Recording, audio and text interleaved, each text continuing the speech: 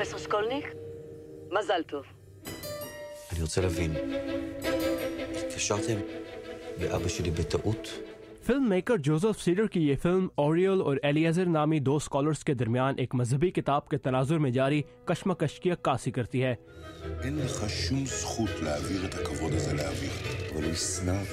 जिसमें दो बाप बेटे नजरिए के फर्क की बिना पर एक दूसरे के हरीफ बने दिखाई दे रहे हैं। למה סבא לא חבר באקדמיה הלאומית למדעים?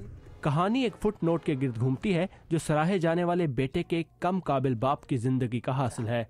יש תחרות בינה ובנו?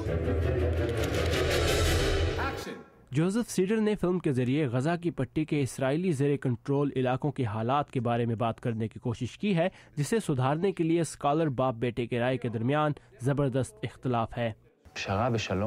फिल्म के दोनों मरकजी किरदार एक दूसरे से मुख्तलिफ औकात में मसालहत या लड़ाई चाहते हैं।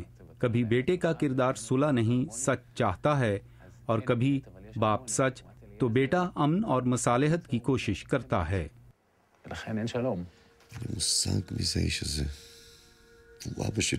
बुनियादी तौर पर फुटनोट एक बाप और बेटे के दरमियान रिश्ते के तकाजों पर मबनी है।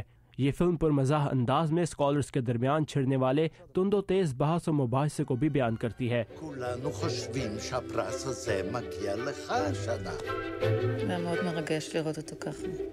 फिल्म के आखिर में बेटा अपने बाप के लिए एक अहम इनाम से दस्तबरदार हो जाता है और बाप इनाम और शोहरत के लिए सच को तब्दील करने पर तैयार।